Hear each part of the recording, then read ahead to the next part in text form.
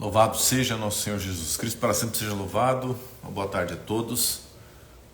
E estamos reunidos aqui para esse nosso encontro que vai acontecer durante as sextas-feiras da Paixão, aliás, até a sexta-feira da Paixão, durante a Quaresma, e que tem exatamente esse horário das 3 horas da tarde, que é o horário da misericórdia, a hora da misericórdia, a hora em que Jesus morria na cruz do Calvário pela nossa salvação. Então, vamos esperar aí o pessoal se achegar até nossa live. Vá compartilhando, convidando as pessoas também a participarem, a se inscreverem aqui no Instagram. Aqui sempre tem alguma mensagem, alguma passagem interessante nos stories, e sejam todos muito bem-vindos. Nós sempre vamos dar início a essa oração da tarde, ao horário da prédica da tarde, com uma oração. Então, convido todos, então, nesse momento, a nos unirmos em prece, tá certo? Então, o pessoal está chegando às 3 horas da tarde, nós já temos quase 100 pessoas reunidas e nós iremos rezar.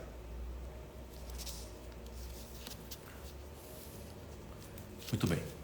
Em nome do Pai, e do Filho, e do Espírito Santo. Amém. Ave Maria, cheia de graça, o Senhor é convosco. Bendita sois vós entre as mulheres, e bendito é o fruto do vosso ventre, Jesus. Santa Maria, Mãe de Deus, rogai por nós, pecadores, agora e na hora de nossa morte. Amém. Nós invocamos a presença da bem-aventurada Virgem Maria para que ela nos acompanhe, ela que é a Mãe das Dores, neste momento de reflexão, de meditação. Peçamos ao seu divino Filho a sua bênção e proteção. Iniciamos esta oração ouvindo um trecho do Evangelho de Jesus Cristo. João capítulo 19, versículo 12. Daí em diante, Pilatos procurava libertar a Jesus. Mas os judeus gritavam: se o soltas, não és amigo de César. Todo aquele que se faz rei opõe-se a César.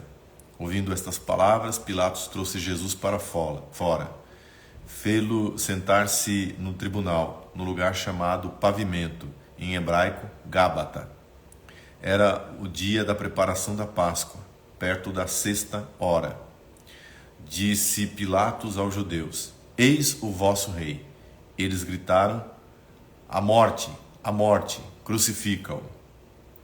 Disse-lhes Pilatos: crucificarei o vosso rei? Os chefes dos sacerdotes responderam: não temos outro rei senão César. Então Pilatos o entregou para ser crucificado. Alguém está dizendo que o som está estranho? Talvez seja o seu celular. Aqui está tudo normal. Está tudo em ordem. Queria colocar-me na presença de nosso Senhor Jesus Cristo, nessa hora em que nós recordamos a sua paixão, e o fato de que as pessoas que assistiram esse momento fatídico e central na vida de Jesus pediram que outro reinasse sobre eles, e não o Rei dos Reis, Cristo Jesus. Em silêncio,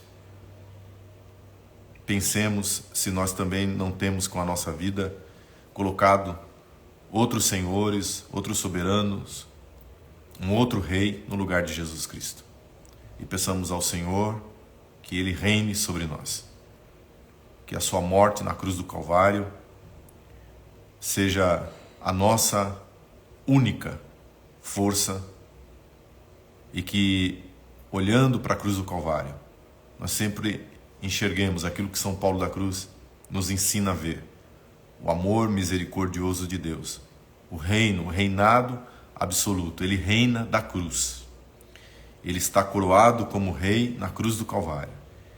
E nós vos pedimos, Senhor Jesus, reina sobre as nossas vidas. Pela vossa misericórdia, Senhor, libertai-nos de todos os males. Pela vossa paixão e cruz, salvai-nos, Senhor. Em nome do Pai, do Filho e do Espírito Santo. Amém. Vou desligar os comentários, porque senão a gente se distrai. O tema de hoje é a oração dos principiantes, ou a oração para os principiantes, segundo Santa Teresa de Ávila, virgem e doutora da Igreja. Santa Teresa é a reformadora do Carmelo. Ela viveu no século XVI, em época de reforma na Igreja. A Igreja estava produzindo uma autopercepção e da necessidade de uma reforma. Isso em todos os âmbitos. Nós tivemos a reforma protestante e agora nós estamos em plena contra-reforma católica.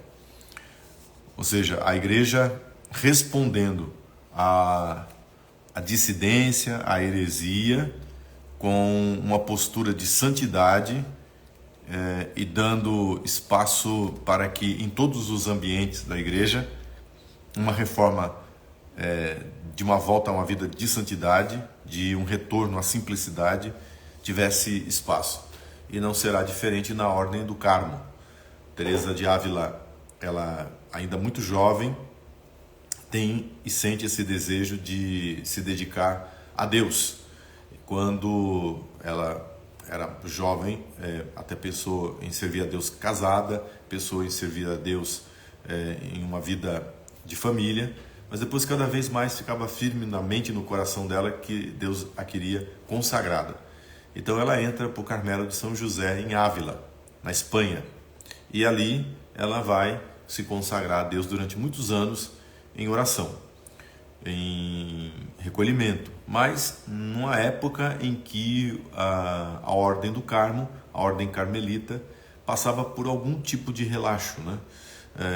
Não havia uma clausura estrita, não havia uma vida de oração que fosse condizente com a vida religiosa, havia muita penetração de mundanismo dentro do convento, dentro do mosteiro, e tudo isso desanimava e desagradava o desejo profundo que Santa Teresa d'Ávila, que Teresa de Jesus, ela tinha em relação a Deus, a querer viver, mas faltava aquela força, aquela determinação em começar uma vida de oração com maior profundidade, até que ela passa por uma experiência mística e então ela mergulha na vida de oração.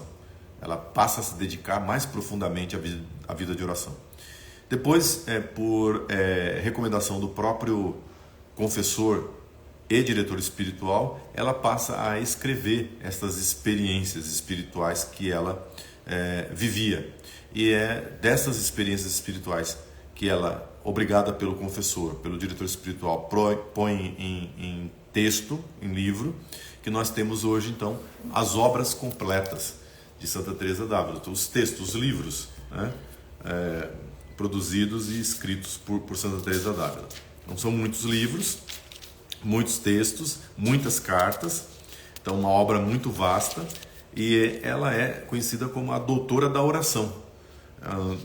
Ela é doutora da Igreja porque é a pessoa que provavelmente mais tenha ensinado, como mulher e freira, sobre a vida espiritual, sobre a vida de oração. Inclusive, numa época em que mulher não escrevia, a maioria inclusive nem sabia ler e escrever, e numa época em que a Inquisição começava a ser mais severa por conta do número de heresias que se espalhavam com a Reforma Protestante.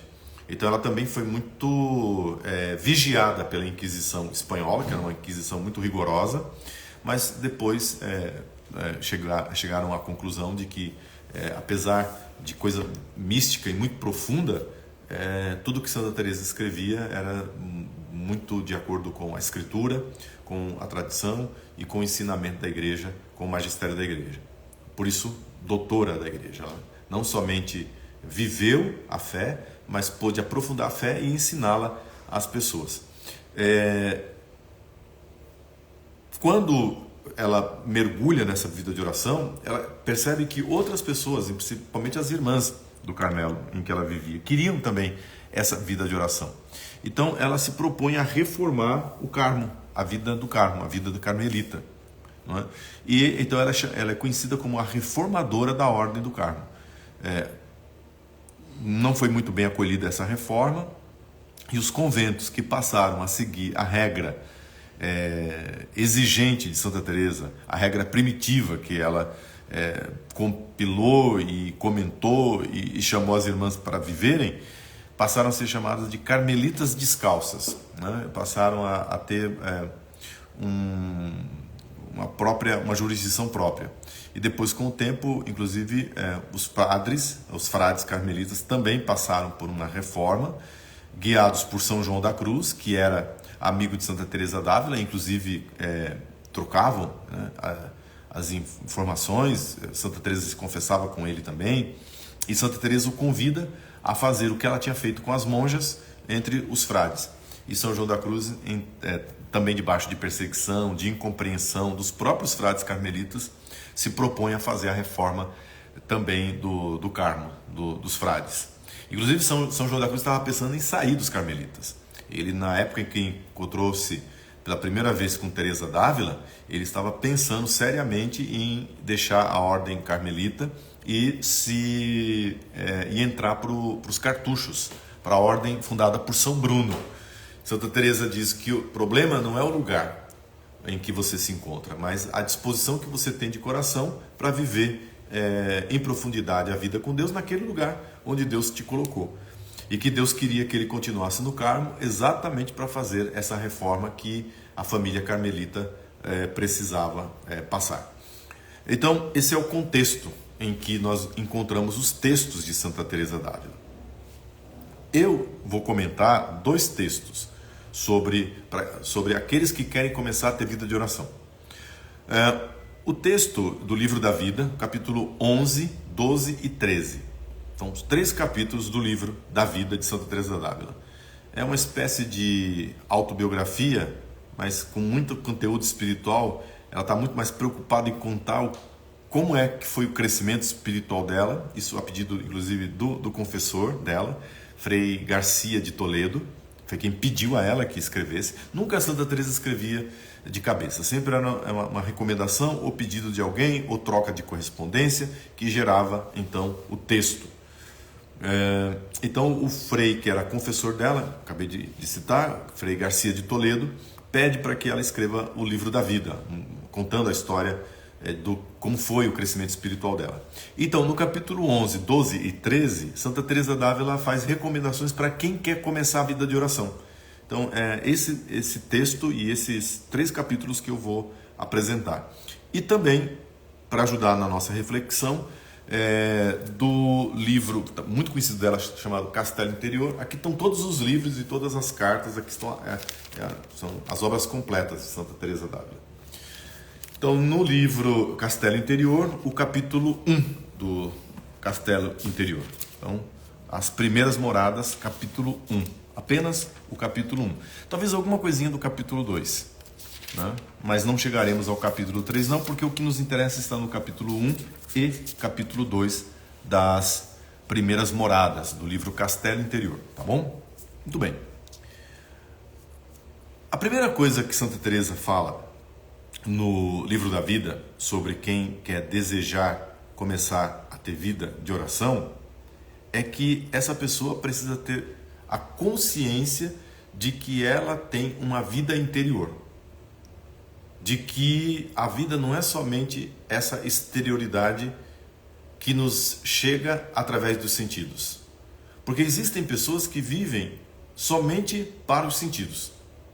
Então, é o que ela vê, é o que ela escuta, é o que ela come, é o que ela dorme, é o que ela descansa, é o que ela se diverte, é o prazer que ela tem.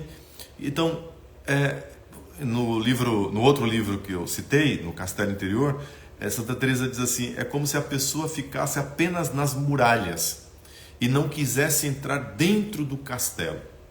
O castelo interior é a alma, mas a pessoa está presa nas paredes, ela está presa nas muralhas. E de tanto estar preso fora do castelo, fora das muralhas, entre as muralhas e às vezes o castelo, ali no meio do caminho, na praça, ou naquela ponte, né, que tinha antigamente nos castelos medievais, porque é isso que Santa Teresa está pensando, a pessoa acaba convivendo somente com o quê? Com pedra, com um crocodilo que tinha ali embaixo, né, que a gente vê no desenho animado, né, com os dragões, com o quê? Aí Santa Teresa diz assim, com os vírus, com as bactérias, com as coisas mais baixas que estão fora do castelo. E geralmente em volta do castelo tinha um fosso, né? Então a pessoa, ela vive uma vida ligada às coisas materiais até que ela chega a um grau tal de distanciamento do interior que ela termina caindo no fosso, na fossa. Não é? Isso aí é eu que estou dizendo. Então, é preciso que a pessoa tenha como um primeiro passo a compreensão de que nós temos uma vida interior, de que nós temos uma alma, de que nós temos uma vida espiritual. Quem não toma consciência disso, quem não tem essa consciência de parar e saber que eu sou um ser racional e que toda a minha sensibilidade, tudo que chega a mim através dos sentidos, toca em mim e vai para dentro de mim, para a minha interioridade. E a pergunta é: o que essas coisas todas que estão me bombardeando acontecem quando elas dentro de mim se alojam? Muitas vezes me embrutecendo, muitas vezes me tornando uma pessoa insensível, muitas vezes me tornando uma pessoa apenas presa a essas coisas materiais, a essas coisas visíveis, a essas coisas que o mundo oferece. Isso nós já vimos em Santo Agostinho. Então, primeiro é ter a consciência de uma vida interior, de uma vida espiritual, consciência de que nós temos uma alma. Santa Teresa vai dizer que dentro do castelo interior, dentro da alma, mora Deus. Deus que nós recebemos no nosso batismo, Deus que nós recebemos na nossa primeira Eucaristia, Deus que nós recebemos nos sacramentos. Esse Deus habita em nós. Ele é um sol que está dentro, brilhando dentro de nós. Mas que de tanto nós colocarmos panos, de tanto nós colocarmos pedras, de tanto nós colocarmos piche, então são os pecados, né? Nós colocamos distância, que esse sol acaba não brilhando na nossa alma. E a nossa alma termina por obscurecida, por tenebrosa. Então, um segundo passo, depois de tomar consciência de que temos uma alma, de que temos uma vida espiritual e que Deus mora dentro de nós, mora na nossa alma, é saber que se isso não está claro, se isso não está visível, se isso não está sensível, trata-se do pecado. Então, quem quer ter vida espiritual, quem quer ter vida interior, tem que romper com o pecado, ou seja, tem que romper com essa distância da alma em relação a Deus. Então, se tem qualquer coisa que está obstaculizando, está impedindo, está colocando empecilho, obstáculo, trava na minha relação com a minha interioridade, na minha relação com Deus, então eu preciso imediatamente romper com isso, em outras palavras, romper com o pecado. Então, o pecado é como uma jaula que me aprisiona, é como uma cadeia que me prende. E não foi para a escravidão que Cristo me libertou, foi para a liberdade que Ele me libertou. Então, o passo seguinte para quem quer ter vida de oração é fazer uma boa confissão, buscar romper com os pecados graves, pecados mortais, ou pelo menos ter consciência deles, para ir trabalhando e lutando contra eles, para que eles não dominem a nossa alma. Então, todo pecado, o que é um pecado mortal? O pecado mortal é aquilo que rompe a vida de Deus na minha alma, é aquilo que obscurece a presença de Deus na minha alma, é aquilo que torna treva a minha alma, o meu interior. Então, por isso que muitas pessoas não rezam. É uma pessoa que está presa às grades de um pecado mortal, né? Que está acabando com a vida dela. Ela só encontra trevas dentro de si. Ela nem tem coragem de entrar dentro de si. O sol está lá, Deus está lá. Só que está tão escondido pelo pecado, tão obnubilado, né? Colocado de lado, apagado por essas camadas de cascas, né? Imagina assim, panos e aqueles blackout que coloca na janela, para o sol não passar. Então, é tanto daquilo, ela diz piche, né? Que é preciso que o cristal, que é a alma, se liberte dessas coisas todas para que a claridade do sol que habita dentro possa irradiar a alma. É como ela faz uma outra comparação, como um nascedouro de água, né? Uma fonte de água. Se ela é cristalina, ela reflete o sol. Mas se ela está cheia de porcaria, ela está cheia de imundície, ela está cheia de bactéria, de lodo, de bicho peçonhento, fezes, não tem como, né? O sol não penetra ali, ele reflete, ele não ultrapassa, né, essa casca que o pecado cria. Então, primeiro, a consciência de que temos uma vida interior, de que temos uma alma, de que temos uma vida espiritual, né? Somos seres inteligentes e que os sentidos trazem para dentro de nós uma série de informações que, se elas não forem informações e apegos, né, e coisas, né, que não há nada no consciente, não há nada na razão que não tenha sido passado, que não tenha atravessado os sentidos. Santo Tomás de Aquino já ensinava isso. Então, o cuidado para que os sentidos não se apeguem às coisas, não seja escravizado pelas coisas, isso é o pecado, né? Você ser escravo das coisas, né? Uma idolatria, o pecado da idolatria, né? Então, tirar Deus e colocar no lugar de Deus qualquer outra coisa. Isso impeça você de ter vida com Deus. Impeça de você ver Deus dentro de si. Bom, uma vez tendo essa consciência, é preciso que a pessoa principie a rezar. Principie a vida de oração. E aí é preciso que a pessoa tenha uma determinação determinada, ou seja, ela tem que querer. Santa Teresa d'Ávila diz no capítulo 11 do Livro da Vida que quem principia deve ter especial cuidado, como quem fosse plantar um jardim, para o deleite do Senhor em terra muito improdutiva. Duas coisas aqui. Então, quem vai principiar a vida de oração tem que saber que você vai, como que, isso é uma comparação, uma parábola, como que cuidar de um jardim. A alma é como um jardim. O Carmelo é um jardim, né? O Monte Carmelo. Paraíso era um jardim, mas que agora se transformou em um deserto, em terra improdutiva. Que o Senhor, então, quando você decide a rezar, Ele semeia de novo o jardim. Ele semeia de novo as sementes que vão florir. E aí você precisa ter a determinação de buscar a água para cultivar essa terra improdutiva. E esse é o primeiro grau da oração. Ou seja, aquele que começa a rezar, que se orienta para a oração, ele tem que ter vontade de rezar. Ele tem que ter vontade de ter vida interior. Sem essa vontade, sem esse desejo, sem essa alegria de entrar para dentro de si, de se calar, de ter tempo para si, de autoconhecimento, não vai para frente. Porque se eu já... Bom, vou citar isso. Por exemplo, eu vou começar a vida de oração e eu acho que eu sou a pessoa mais linda e mais maravilhosa, que não tenho o que corrigir, que a minha alma, que o meu interior é um jardim todo florido. Pronto, já começou errado. Porque não tem consciência que aqui dentro foi feito um estrago pelo pecado, pelas desordens dos sentidos, pelas coisas erradas que a gente viveu, pelas porcarias que envenenaram a nossa mente. Então, eu tenho que ter consciência de que Deus me chamou para esse jardim, que Deus está plantando esse jardim, mas Ele está plantando em terra improdutiva, em terra pedregosa, em terra cheia de cardos e abrolhos e espinhos. Essa consciência só tem quem tem a consciência de si, quem se conhece a si mesmo. Conhece-te a ti mesmo, né? É um adágio que todo mundo pensa que é de Sócrates, né? Na realidade, esse adágio, essa frase, conhece-te a ti mesmo, estava escrito na entrada do oráculo de Delfos, na Grécia.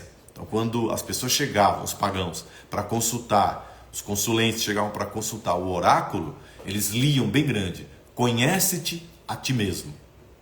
Esse conhece-te a ti mesmo é como se dissesse assim: tá, você veio aqui para consultar o Deus, no caso era o Deus Apolo, Você veio aqui para consultar os deuses. Muito bem. Mas se você não se conhece a você mesmo, o que o Deus vai dizer para você, sem que você se conheça, não serve para nada.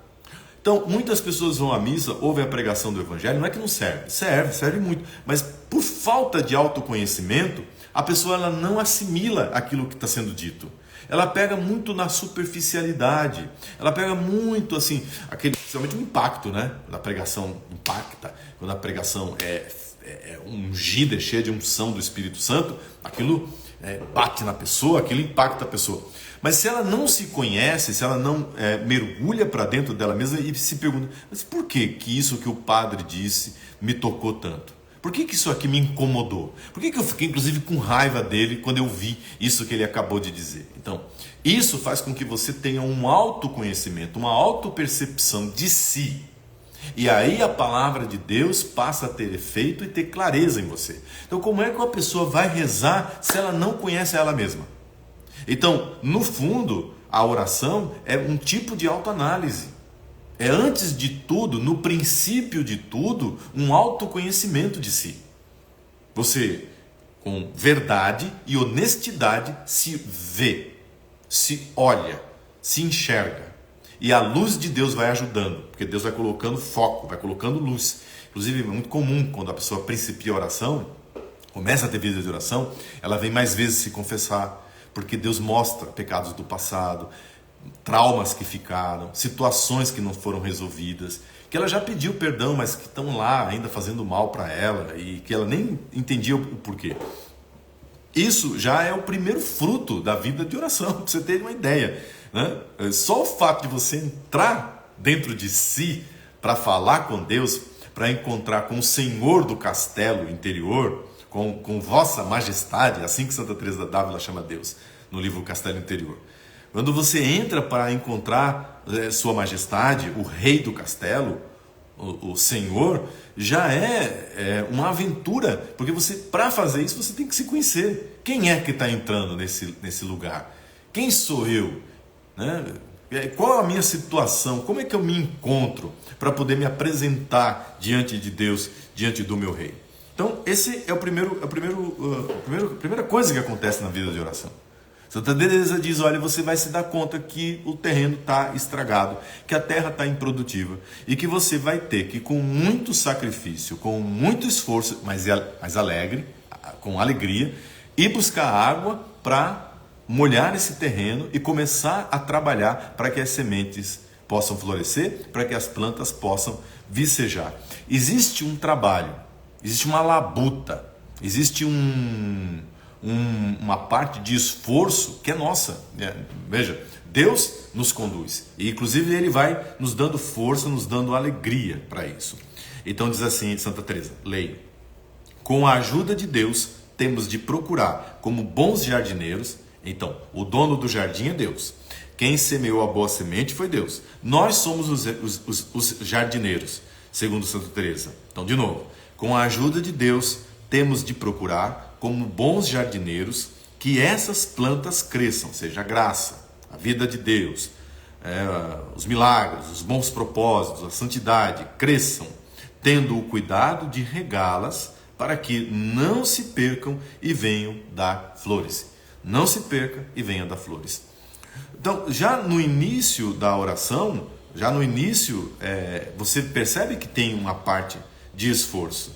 E que muitas vezes você vai se esforçar para buscar água, água viva, né? Água da graça no interior, e muitas vezes você não consegue, você não dá conta. Aqui seria mais importante do que pensar num poço artesiano, mas talvez pensar num poço do tipo cisterna, sabe? Então, a água da chuva depende de Deus. Muitas vezes você vai buscar a água e a água ainda não está ali, porque o tempo de Deus ainda está sendo feito em você. É como de algum modo Deus nos testasse, né? Deus nos provasse, para ver se a gente quer de verdade ter vida interior. Então, aquele primeiro esforço, o camarada já desanima. No primeiro esforço de se desvencilhar, né, daquilo que está nos amarrando, você já desanima. Então, Deus está dizendo para você, Eu quero, eu estou pronto para te dar. Mas se você não estiver disposto a se esforçar, fica difícil. Então, buscar a água em um poço, com a ajuda de um balde, com a ajuda de outras pessoas que rezam por nós, que nos ajudam nesse cultivo. Estou te ajudando agora a cultivar. A Santa Teresa está nos ajudando. Então, graça não vai faltar, mas nunca se esqueça que a vida de oração, sim, tem um aspecto árduo e às vezes, inclusive, cansativo, desanimador, que faz com que a pessoa possa, no início da oração, já no princípio da oração, desanimar. Eu não consigo largar esse pecado. Eu não consigo largar esse apego. Eu não consigo ter tempo de silêncio. Deixa eu ver o que mais. Eu me distraio muito. A minha cabeça vai para outro lugar. E aí, por causa dessas fraquezas próprias, dessas nossas limitações, você se deixa apagar pelo diabo, pelo mundo, pela preguiça, enfim, e às vezes inclusive pela soberba, pela autossuficiência, porque tem gente que não tem vida de oração coisa nenhuma e acha que tem vida de oração, que é o pior de tudo, né? Entra para dentro de si, fica se elogiando, como aquele fariseu, obrigado Senhor, porque eu não sou como aquele publicano pecador que está ali atrás. Então, eu inclusive disse isso na homilia, né? Aquele que diz assim, eu só vim para agradecer, não tenho nada para pedir para Deus, não tenho nada aqui para prestar conta, eu só vim para agradecer. Então, isso não é oração, né? A pessoa ela não viu ainda o esforço, né, de mudança de vida, de autoconhecimento, de autoanálise que ela precisa fazer para poder crescer com verdade, né? Esse aqui sou eu. Essas são as minhas misérias, essa é a minha dificuldade. Sim, eu me distraio. Sim, muitas vezes eu estou pensando em abobrinha. Sim, me desanimei porque não estou conseguindo fazer a coisa fluir. Mas não desisto de estar te buscando, ó Senhor. Por quê? Porque te amo. Então, agora uma coisa importante. Se você está anotando, para Santa Teresa, aqui está o segredo da oração para o principiante. Oração é tratar de amor com aquele, A maiúsculo, com aquele que nós sabemos que nos ama.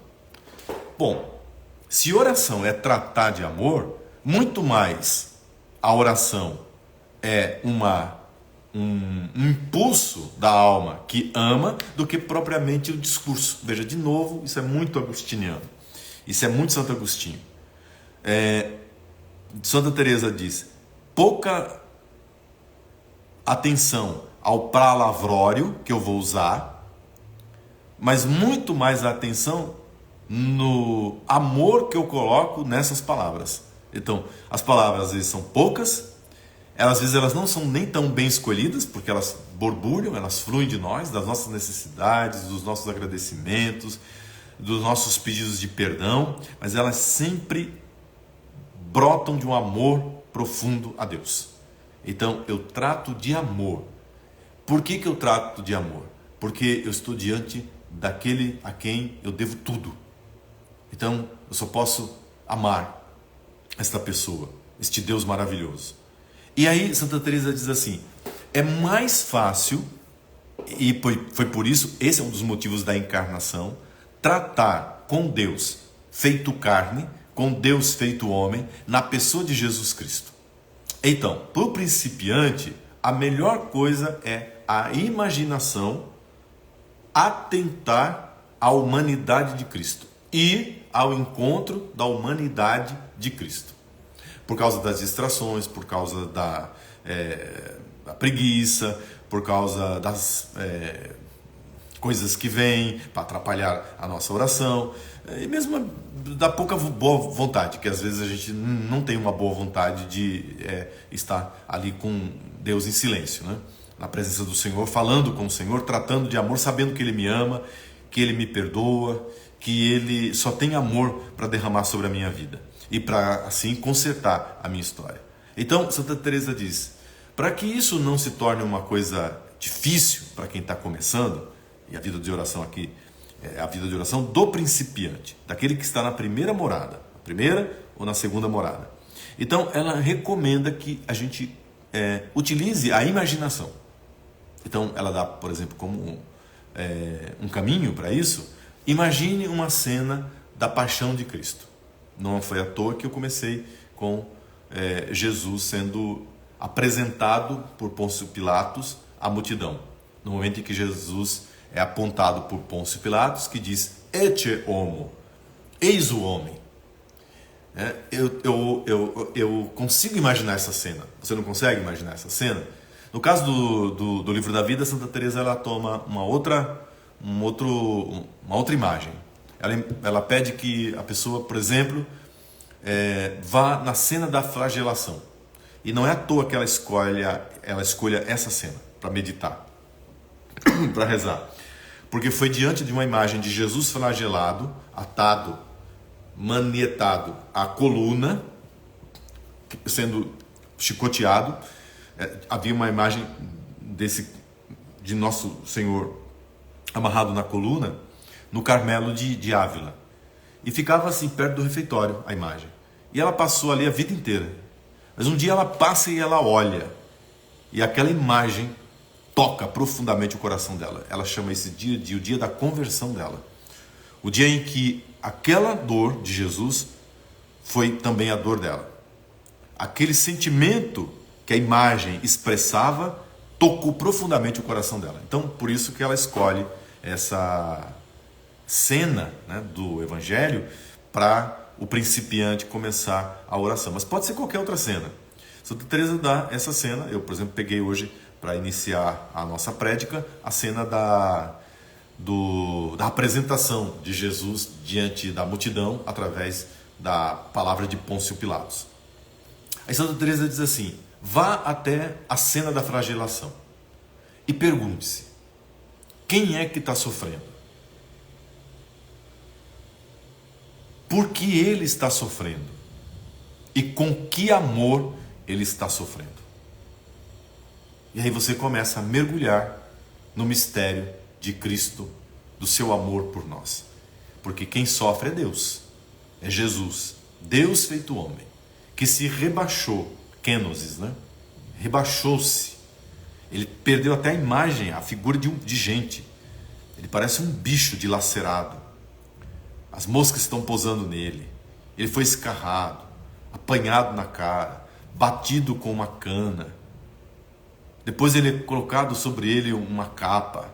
Zombam dele, colocam na cabeça dele uma coroa de espinho e ele está manietado, ele está amarrado a uma coluna. Esse é Jesus, esse é Deus que me ama. Que amor é esse? Por que esse amor? E aí, a resposta: ele sofre isso por causa dos meus pecados.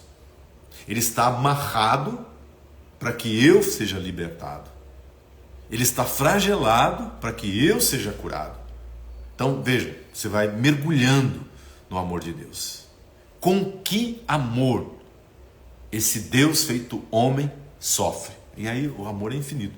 Nessa hora da pergunta de com que amor ele sofre, é a hora em que você mergulha. Lembra que Santo Agostinho dizia? E não tem mais nada a ser dito. Você não tem mais nada a pedir, a não ser receber esse amor sobre a sua vida. Veja, a partir de uma cena da paixão de Cristo, e nós vamos ver isso semana que vem, sexta-feira, com São Paulo da Cruz, que as cenas da paixão de Cristo são as melhores cenas para quem, são as melhores meditações para quem quer começar a ter vida de oração. Então, eu vou com o meu baldinho pequenininho para buscar água na paixão de Cristo. E meu baldinho sai cheio do amor de Deus para regar o jardim da minha alma. Eu saio dali da oração restaurado.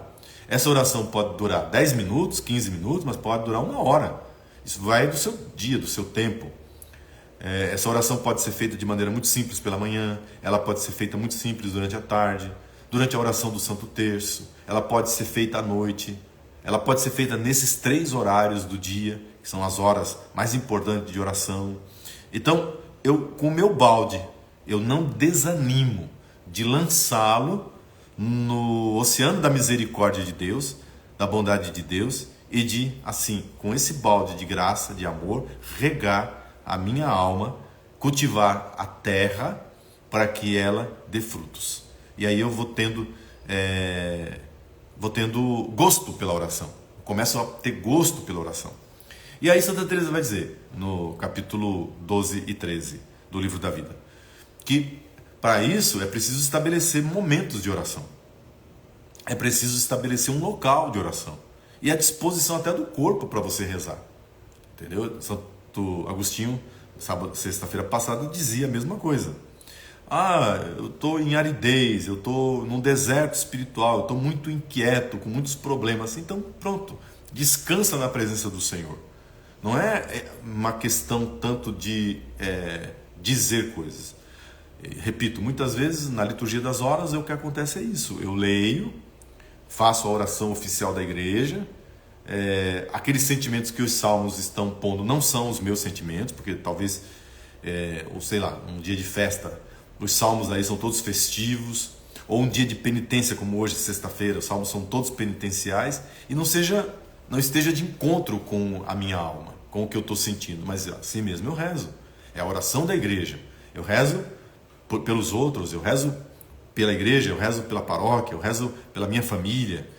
Então eu não posso fazer uma oração egóica que massageie o meu ego. Por isso que a oração oficial da igreja, a liturgia das horas, ela é tão importante e tão necessária. Por isso que o Santo Terço, né, é tão importante e tão necessário.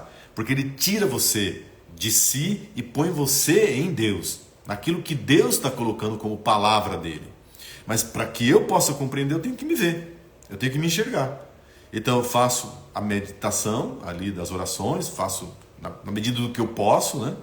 Mas depois, e agora que vem, esse depois é que é importante.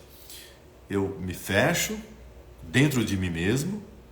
Então, se eu estou ainda começando a vida de oração, ali no primeiro quartinho, na primeira morada, né? Depois do batente da porta, eu já sinto, já tenho esse sentido da presença do dono do castelo, do sol interior, que já me aquece o coração de acordo com aquilo que eu preciso, de acordo com aquilo que eu estou buscando, e eu saio, essa a intenção da oração, eu saio fortalecido. Então, veja que a consciência de si e ao mesmo tempo a disposição de rezar o que a igreja me propõe, então, a oração vocal, a meditação, ela flui de maneira muito mais profunda.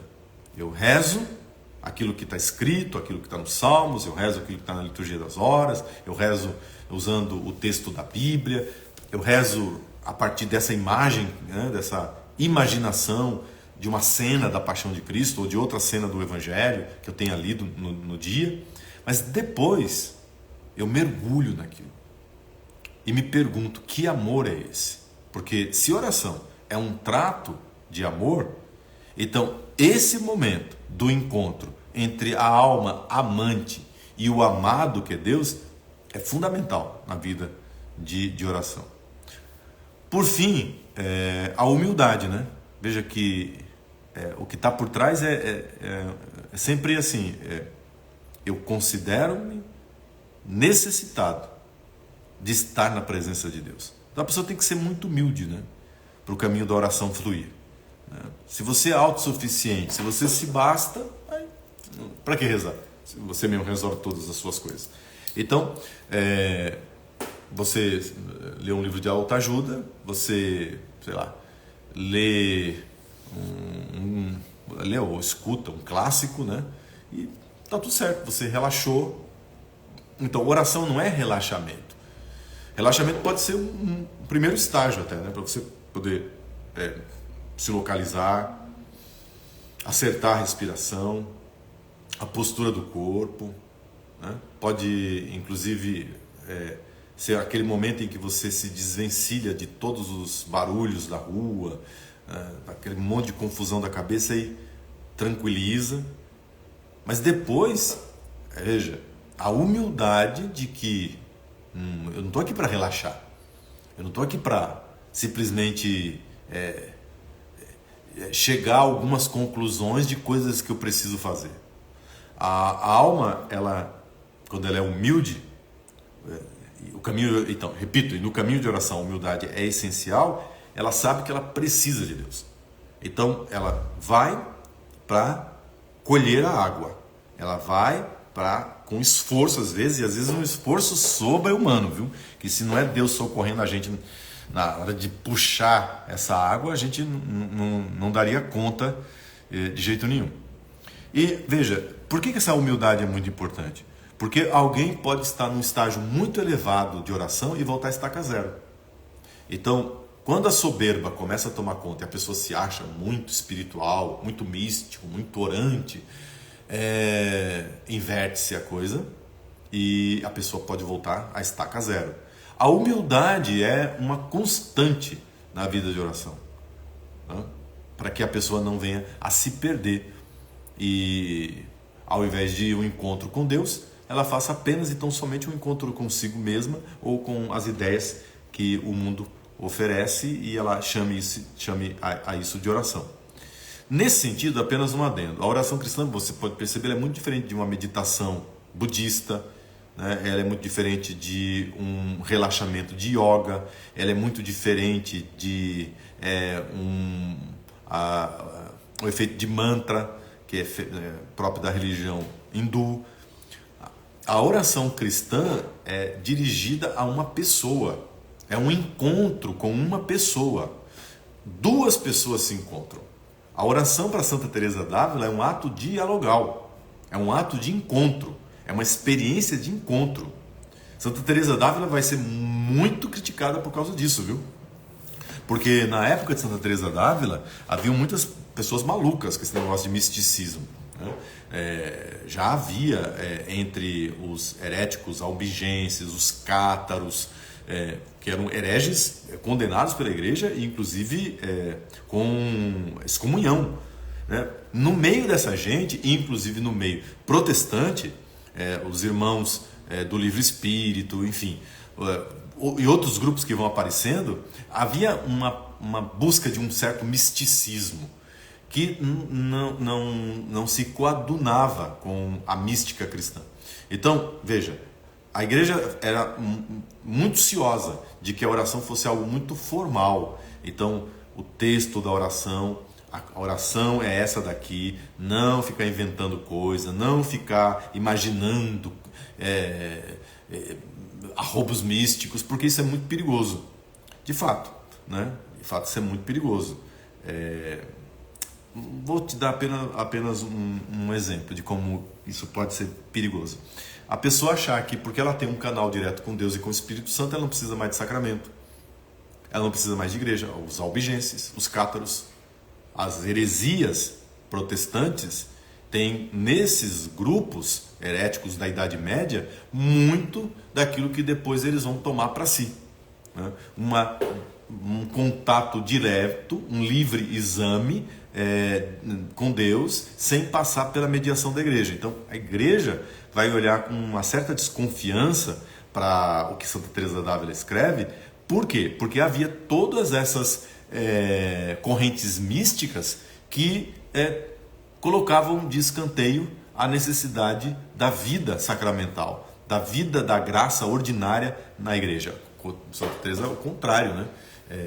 Isso que eu acabei de dizer se dá na ação de graça após a missa, na preparação para a Santa Missa, para que flua o sacramento do batismo, porque esse Deus foi nos dado, essa graça de Deus foi nos dada no batismo. Então, veja, há necessidade de um diretor espiritual, há necessidade de confissão, porque eu vou me encarar, conhece-te a ti mesmo, eu vou me encarar como que eu sou, um pecador. Então eu vou confessar com mais regularidade, eu vou ter a necessidade de um sacerdote que me oriente para ver se isso que eu estou sentindo, vendo, ouvindo, se isso é mesmo de Deus, é coisa da minha cabeça, etc, etc, etc. Então a humildade nos põe com os pés no chão da igreja.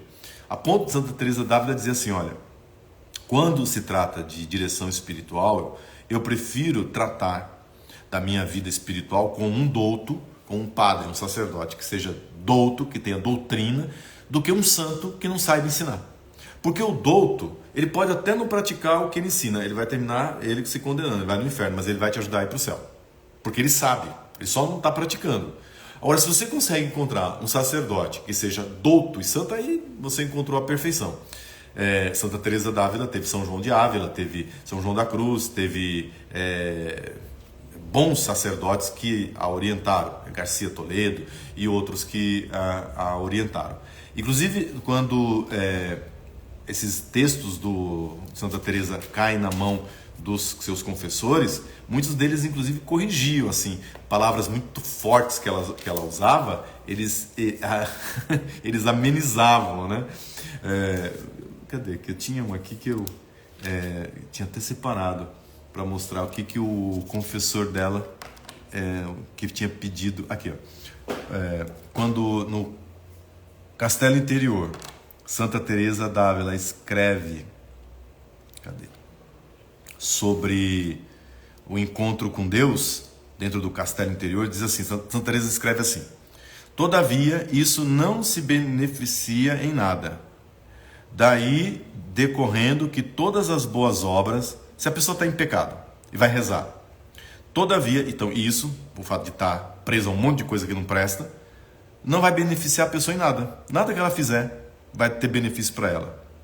Daí decorrendo que todas as boas obras que fizer, mesmo as coisas boas que essa pessoa faça, estando ela em pecado mortal, são sem nenhum fruto para alcançar a glória. Aí aqui ela diz fruto. O corretor, o padre que vai corrigir, que é um dos diretores espirituais dela, risca e no lugar de fruto ele escreve merecimento. Então diz assim, nenhum merecimento para alcançar a glória. Porque fruto, quer dizer, até pode ter fruto, né? Eu faço uma coisa boa, tem lá como fruto a pessoa ter sido abençoada e tal, né? Mas merecimento para mim não tem. Então, até a palavra que ela utilizava, o confessor, o diretor, bom, eu entendi, tipo, ela falou fruto, mas nesse sentido aqui, mas pode ser que alguém entenda errado, vamos riscar isso aqui e vamos colocar no lugar merecimento para que a coisa teologicamente fique sem saída, né? Para quem lê, entenda direitinho. Então, um escrúpulo, né? Um escrúpulo teológico, mas que para você ver como era uma época em que rezar era uma coisa naquela época como hoje, né? É necessário rezar, mas muitas vezes a pessoa pode se enganar na vida de oração.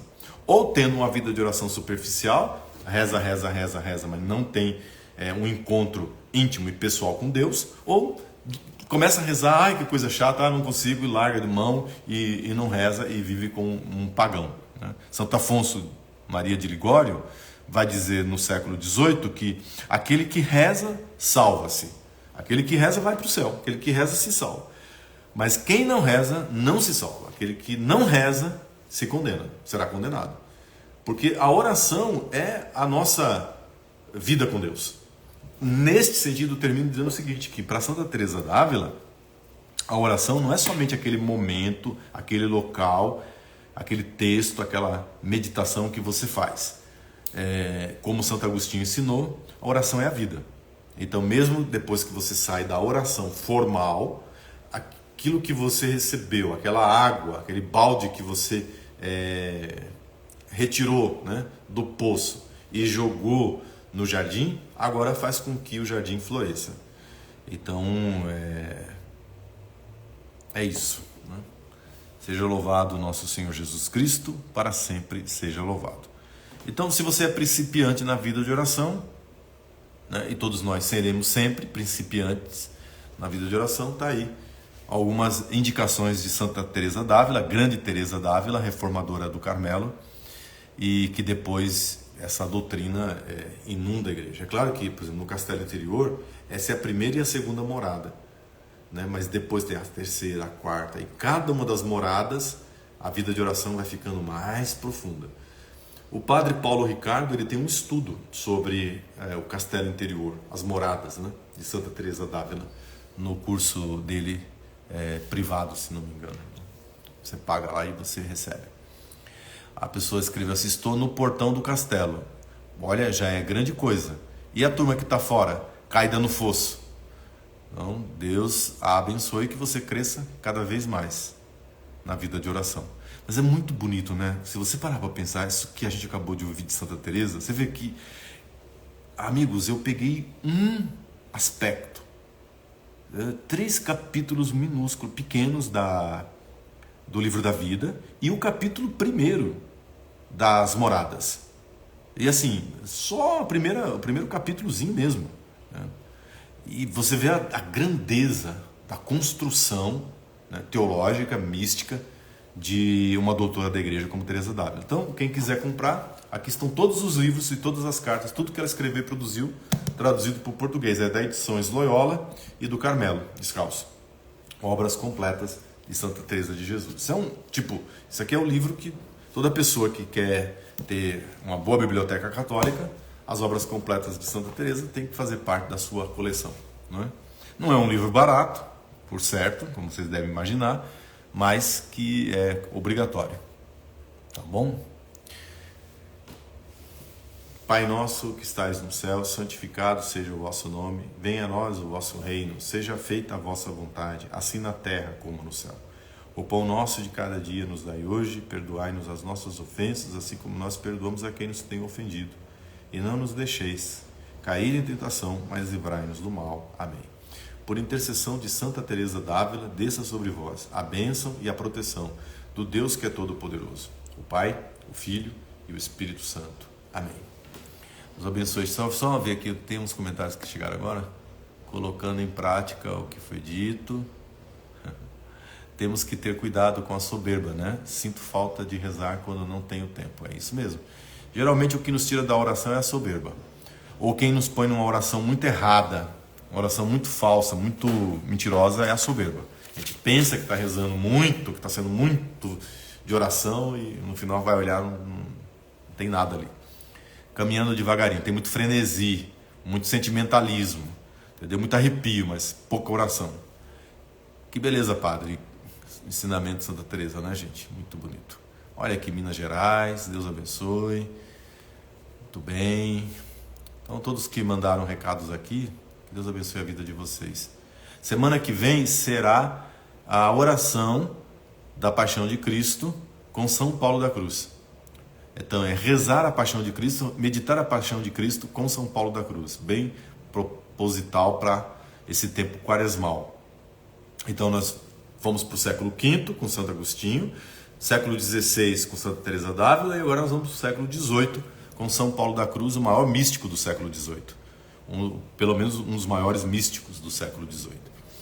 E na outra, Santa Teresinha do Menino Jesus, que é esse caminho da humildade, que é esse caminho da pequenez que Santa Teresa propõe. Santa Teresinha toma isso a peito e desenvolve toda uma espiritualidade a partir da pequena via da humildade.